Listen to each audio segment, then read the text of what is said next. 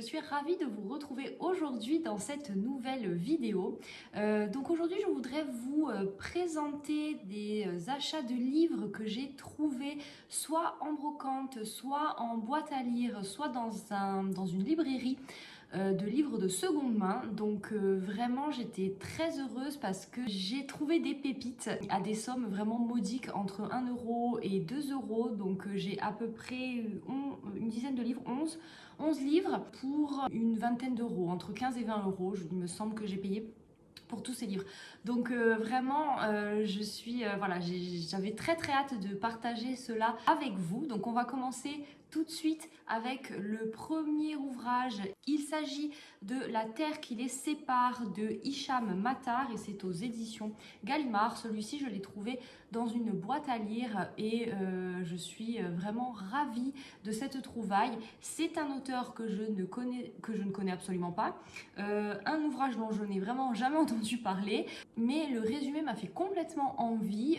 Pour être honnête, c'est un roman historique. Comme il est en boîte à lire, je me suis dit lance-toi, vraiment ça vaut le coup de découvrir un nouvel auteur sur une thématique qui t'intéresse. Donc je vais vous lire la 4e de couverture. En 1990, Hicham Matar a 19 ans lorsque son père Jabala Matar disparaît. Celui-ci, après avoir trouvé refuge en Égypte avec ses proches, est enlevé et emprisonné en Libye pour s'être opposé dès le début au régime de Kadhafi. La famille reçoit quelques lettres envoyées secrètement jusqu'à ce que toute correspondance cesse brusquement. 21 ans plus tard, lors de la chute de Kadhafi en 2011, le peuple prend les prisons d'assaut et libère les détenus. Mais Jabala Matar est introuvable. A-t-il été exécuté lors du massacre d'Abou Salim qui a fait 1270 victimes en 1996 ? La détention l'a-t-elle à ce point affaibli qu'il erre quelque part, libre mais privé de souvenirs et d'identité ? Hicham Matar va mener l'enquête pendant des années, contactant des ONG et des ambassades, relatant l'histoire de cette disparition dans la presse internationale, se rendant à la Chambre des Lords en Angleterre, son pays d'adoption, s'adressant aux personnalités les plus inattendues de Mandela au fils de Kadhafi. À travers une méditation profonde et universelle sur la condition des fils qui attendent le retour de leur père parti au combat, Hicham Matar retrace aussi l'histoire poignante d'un retour au pays après une absence de plus de 30 ans. Il livre également un portrait subtil de la Libye, prise dans la tourmente de la dictature et de la révolution, qui synthétise les espoirs déçus du printemps arabe. Alors je m'étais même pas rendu compte que c'est un récit autobiographique apparemment, puisque c'est le fils qui raconte sa propre histoire. Alors c'est d'autant plus intéressant, je trouve. Donc vraiment, il me fait vraiment très envie celui-ci. Je pense que je ne vais pas tarder à le lire et à vous faire un retour. Il est pas très... il fait 300 pages. Donc en plus, je pense qu'il va se lire quand même assez rapidement. Donc voilà, très heureuse de cette trouvaille et j'ai vraiment hâte de m'y plonger. Le prochain, il s'agit d'un ouvrage de Éric Emmanuel Schmitt, Monsieur Ibrahim et les fleurs du Coran, et c'est au livre de poche. Alors celui-ci, j'en ai énormément entendu parler sur les réseaux. C'est un livre qui a beaucoup tourné. Je n'ai jamais entendu une mauvaise critique. Il a touché beaucoup de monde et j'ai toujours eu envie de me le procurer. Mais je me disais que quand même il était assez cher, étant donné qu'il est vraiment très petit. C'est un très court texte qui fait 75 pages. Voilà, donc j'attendais de le trouver de seconde main. Je l'ai trouvé, je suis ravie et vraiment j'ai hâte. Lui, alors je pense que vraiment en une soirée il sera lu. Donc ici, alors on nous dit pas grand chose dans la 4e de couverture. Paris, année 1960. Pour échapper à une famille sans amour, Momo, un garçon juif de 14 ans, devient l'ami du vieil épicier arabe de la rue Bleue. Mais les apparences sont trompeuses. Monsieur Ibrahim n'est pas arabe, la rue Bleue n'est pas bleue et la vie ordinaire peut être pas si ordinaire. Comme d'habitude avec Éric Emmanuel Schmitt, on n'en sait pas trop, mais ça a toujours un côté très poétique, très onirique. J'adore cet auteur, Moi, Éric Emmanuel Schmitt, j'ai lu beaucoup d'ouvrages de lui et voilà, c'est un écrivain que j'aime beaucoup, que j'aime également beaucoup suivre lors d'interviews. Donc vraiment très hâte de m'y plonger, je suis très curieuse et celui-ci sera lu, comme je vous le disais, très rapidement. Ensuite, j'étais très heureuse de trouver une biographie de La Fontaine écrite par Éric Orsena. Donc ici, c'est La Fontaine, une école buissonnière et c'est aux éditions Stock. Je vous avais présenté dans ma vidéo de ma bibliothèque idéale une biographie écrite par Éric Orsena sur Bon Marché que j'avais adoré et que je vous recommande grandement. J'étais super heureuse de retrouver une biographie de nouveau écrite par Éric Orsena sur La Fontaine. Vraiment, voilà, La Fontaine, je pense qu'on a tous lu les fables de Jean de La Fontaine et donc voilà, je suis très curieuse de cette biographie. Je vais vous lire également la 4e de couverture. Depuis l'enfance, il est notre ami, et les animaux de ses fables, notre famille. Agneaux, corbeaux, loups, mouches, grenouilles, écrevisses ne nous ont plus jamais quittés, malicieux et sages compagnie. Mais que savons-nous de La Fontaine, sans doute le plus grand poète de notre langue française? Voici une promenade au pays vrai d'un certain tout petit Jean, né le 8 juillet 1621 dans la bonne ville de Château-Thierry, juste à l'entrée de la Champagne. Bientôt, voici Paris, joyeux quartier latin et bon camarade, Boileau, Molière, Racine. Voici un protecteur, un trop brillant surintendant des finances, bientôt emprisonné. On ne fait pas sans risque de l'ombre au roi soleil. Voici un très cohérent mari, vite cocu et tranquille de l'être, pourvu qu'on le laisse courir à sa guise. Voici la pauvreté malgré l'immense succès des fables, et peut-être pour le meilleur, voici des contes. L'éducation nationale, qui n'aime pas rougir, interdisait de nous les apprendre.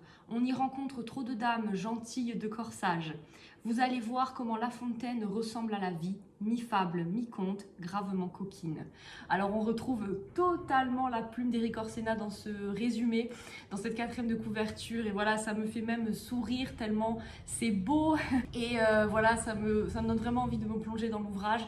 Ensuite, j'ai trouvé un livre d'Henri Troyat, La lumière des justes, le premier tome, qui s'intitule Les compagnons du coquelicot, dans une très vieille édition des éditions J'ai lu. Celui-ci, je l'ai pris pour tout vous dire grâce à l'une d'entre vous qui me l'a conseillé. C'était lors de ma vidéo de ma sélection de romans historiques.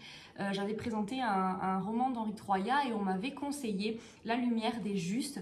Donc voilà, je vous ai écouté. Je me le suis procuré, dès que je l'ai vu, je l'ai pris. Alors je n'ai que le premier volume, mais je me suis dit que ça allait me permettre de voir, parce qu'il me semble qu'il y a 5 volumes au moins dans cette saga, donc c'est énorme. Donc je me suis dit que déjà j'allais commencer le premier volume et voir si ça me plaisait avant de me procurer les suivants. Mais lorsque vous m'en avez parlé en commentaire, je suis allée faire des recherches et ça m'a conquise. Donc j'étais très heureuse de le trouver en seconde main. C'est quand même un pavé parce qu'il fait 400 pages, mais vous savez, dans ces vieilles éditions où c'est écrit vraiment tout petit. Alors ici, on se retrouve en 1814. Par une tiède matinée du mois de mars, le jeune lieutenant russe Nicolas Ozarev pénètre dans Paris avec les troupes coalisées qui vont occuper la capitale. Il ne tarde pas à s'éprendre d'une jeune veuve, belle, secrète, volontaire et hautaine, Sophie de Champlitte. Tout, semble-t-il, devrait séparer l'officier dévoué au tsar Alexandre de la fière aristocrate française qui a subi l'empreinte de la Révolution au point de conspirer contre Louis XVIII. Le retour de Napoléon éloigne Nicolas avant qu'il ait pu obtenir le moindre mot d'espoir. Après Waterloo, il se retrouve soudain à Paris et court à la recherche de Sophie. Qu'est-elle devenue durant cette longue séparation? Roman historique qui me fait très envie. Merci de me l'avoir conseillé. Je vous écoute et comme je vous le disais, j'ai une liste qui s'est rallongée avec toutes les recommandations que vous m'avez laissées en commentaire. Donc merci beaucoup. Je prends vraiment en compte ce que vous me dites et j'ai hâte de me plonger dans ce premier volume de La lumière des justes d'Henri Troyat. Le prochain, il s'agit de Dalva de Jim Harrison aux éditions 10-18. Celui-ci, j'étais vraiment très heureuse de me l'être procuré. Jim Harrison, c'est un écrivain, un classique de la littérature américaine. Et Dalva, apparemment, est son chef-d'œuvre. Voilà, alors moi, c'est un écrivain dont j'ai écouté beaucoup de conférences, où j'ai vu beaucoup de documentaires, notamment celui réalisé par François Bunel, voilà, que j'avais beaucoup aimé. François Bunel qui en a beaucoup parlé également dans l'émission de la Grande Librairie. Donc j'ai un attrait pour Jim Harrison par tout ce que j'ai entendu. Ça me fait extrêmement envie. Donc là, quand je l'ai vu pour 1 euro, celui-ci, il me semble 2 euros. Celui-ci, je l'ai payé 2 euros. Voilà, je me suis dit fonce. Ça fait tellement longtemps que j'ai envie de le lire que je n'ai pas hésité. Je trouve la couverture très jolie. Je vous lis également la 4e. Pour reprendre le contrôle de sa vie, Dalva s'installe dans le ranch familial du Nebraska et se souvient. L'amour de Duane, les deuils, l'arrachement à ce fils nouveau-né qu'elle cherche obstinément. Meurtrie mais debout, elle découvre l'histoire de sa famille liée à celle du peuple Sioux et d'une Amérique violente. Chef-d'œuvre humaniste, Dalva est un hymne à la vie. Ah bien d'ailleurs, vous voyez, la critique est faite par François Bunel. Il dit « Le roman des grands espaces, la preuve par la littérature que l'on est ce que l'on fait, une invitation à la sculpture de soi. » Bon, voilà. Que dire de plus? Rien. Si ce n'est, voilà, ça me fait extrêmement envie. Il est pareil, c'est une petite brique qui fait 500 pages. C'est un roman qui se passe en Amérique. On va parler des Indiens d'Amérique avec la culture Sioux. Tout pour me plaire. Et j'ai hâte de me plonger dans l'œuvre, en fait, de Jim Harrison, qui me fait un peu peur, je dois dire. J'y vais avec une petite appréhension parce que c'est tellement un monument de la littérature américaine, voilà, que je me dis, voilà, j'y vais avec un peu d'appréhension, mais je serai, je pense, très heureuse de l'avoir lu. Ensuite, j'étais également très heureuse de trouver le livre, l'essai plutôt, de Titiou Lecoq, Les Grandes Oubliées, Pourquoi l'histoire a effacé les femmes. Donc celui-ci, c'est aux éditions Proche. Je pense que vous en avez beaucoup entendu parler. Pareil, celui-ci, il est passé énormément sur les réseaux, je trouve, et j'en ai entendu que du bien à chaque fois. Donc, quand je l'ai vu, je n'ai pas hésité. Pareil, je l'ai eu pour une somme modique, 1 euro. Je me suis dit, il est en parfait état en plus. En poche, voilà, il est vraiment neuf. Donc, je me suis dit, fonce, c'est le moment ou jamais. Alors, de tout temps, les femmes ont agi. Elles ont régné, écrit, milité, créé, combattu, crié parfois. Et pourtant, elles sont pour la plupart absentes des manuels d'histoire. Pourquoi ce grand oubli ? De l'âge des cavernes jusqu'à nos jours, Titiou Lecoq s'appuie sur les découvertes les plus récentes pour analyser les mécanismes de cette vision biaisée de l'histoire. Elle redonne vie à des visages effacés, raconte ces invisibles si nombreuses qui ont modifié le monde. Pédagogue, mordante, irrésistible, avec elle tout s'éclaire. Les femmes ne se sont jamais tues. Ce livre leur redonne leur voix. C'est un essai qui fait 225 pages. Voilà, je ne sais pas du tout comment c'est écrit, si ça se lit assez bien ou si ça demande quand même pas mal de concentration. On verra bien, mais je n'hésiterai pas à vous faire un retour sur cette lecture. Ensuite, j'ai trouvé Tonio Kröger de Thomas Mann. C'est aux vieilles éditions du livre de poche, avec une couverture qui est assez jolie, je trouve. Donc Thomas Mann, qui est un classique. Évidemment, que je n'ai encore jamais lu. J'ai évidemment entendu parler de Tonio Kröger, j'ai entendu parler de La Montagne Magique. Je ne me suis jamais plongée encore, je ne sais pas pourquoi, dans l'œuvre de Thomas Mann. Et voilà, donc là je me suis dit, quand je l'ai vu, je me suis dit que c'était le moment, pareil je l'ai eu pour 1 euro, que c'était le moment de me lancer et d'essayer. En plus il est tout petit, il fait une centaine de pages, donc je pense que pareil il sera lu très vite. Donc je vous lis également le résumé qu'il y a donc au début du récit. Tonio Kröger est un jeune écrivain d'origine bourgeoise et bohème de nature. Esprit tourmenté, il mène une vie solitaire et comme séparée de celle des autres hommes. Il ne peut vivre sans constamment s'interroger sur soi-même, sur l'œuvre qu'il crée, sans se regarder vivre, alors qu'il n'aspire qu'à vivre comme ceux qui vivent sans y réfléchir, qui ne s'analysent pas, qui ne rêvent pas, qui se contentent de s'abandonner simplement à leurs instincts sociaux. En un mot, le rêve de vivre comme Hans et Igneux, tous deux jeunes et beaux, blonds aux yeux bleus, et qui ont tous deux tenu une grande place dans sa vie affective. Thomas Mann évoque la douloureuse solitude d'un être d'exception, avec un art d'une rare perfection. Largement autobiographique, Tonio Kröger est à la base de toute l'œuvre de Thomas Mann. Voilà, je me suis dit que c'était, avant d'attaquer La Montagne Magique, qui est un pavé, c'était peut-être bien de commencer avec celui-ci qui est assez petit. Voilà, donc très heureuse de me l'être procuré et très hâte de le lire. Ensuite, on continue avec toujours un monument de la littérature américaine. Il s'agit de John Steinbeck, Des souris et des hommes. Alors, je l'ai trouvé dans une édition Folio Plus classique. Vous savez, c'est une édition, je pense, pour les étudiants, puisqu'il y a des dossiers à la fin de l'ouvrage. Encore une fois, c'est pas grave, en temps normal je ne choisis pas vraiment ces éditions là, mais là bon voilà, pareil, je l'ai eu pour quelques centimes, donc j'avais très envie de lire Des souris et des hommes, donc je me le suis procuré. Pourquoi pas lire après le dossier ça peut être intéressant également. De Steinbeck, j'ai lu La Perle que j'ai adoré aussi.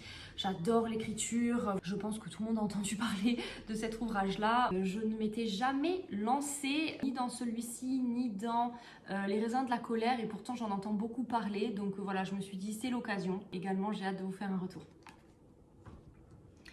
Ensuite, un livre de Diane Ackerman, La femme du gardien de zoo, avec cette très jolie couverture, je trouve. Celui-ci, je ne connais pas l'autrice, je n'ai jamais lu ses ouvrages. Par contre, je l'ai pris parce que c'est un livre qui a été adapté en film sur Netflix, et j'avais regardé le film il y a quelques années que j'avais adoré, vraiment, qui m'avait pris aux tripes. Et donc quand j'ai vu le livre, je me suis dit oh, prends-le vraiment, j'ai vraiment envie de lire le livre parce que vraiment le film m'avait extrêmement touchée. Donc c'est une histoire vraie, c'est un récit autobiographique. Avant que la guerre éclate, Jan et Antonina dirigeaient le zoo de Varsovie. Leurs animaux n'ont pas survécu à la barbarie. L'idée vient alors aux époux d'élever du bétail, pour nourrir les troupes mais aussi les habitants du ghetto. Quant au réseau de souterrains reliant les cages, ils décident d'y cacher des juifs et de les aider à fuir la Pologne. Grâce au courage des deux époux, 300 d'entre eux seront sauvés. Portée par l'écriture de Diane Ackerman, cette histoire vraie met en lumière un épisode méconnu de la Shoah, où l'on voit un couple exemplaire, d'abord voué à la cause animale, s'engager dans une lutte secrète et acharnée contre l'oppression nazie, qui leur vaudra d'être fait juste parmi les nations. Voilà. Très envie, récit historique, j'adore ce genre littéraire, donc vraiment j'ai hâte de m'y plonger. Il fait 350 pages. Ensuite, on a bientôt terminé, plus que deux. J'ai trouvé La Panthère des Neiges de Sylvain Tesson aux éditions Gallimard. Je ne sais pas vraiment de quoi ça parle. Voilà, la quatrième de couverture n'en dit pas énormément. Je sais que le film a été adapté pareil, le livre pardon a été adapté pareil en film et qu'il est sur Netflix. Je n'ai pas regardé le documentaire. J'aime beaucoup Sylvain Tesson. J'ai lu beaucoup d'ouvrages de cet auteur, notamment La cabane en Sibérie. Je me souviens plus exactement du titre, mais bon, j'avais adoré cette lecture.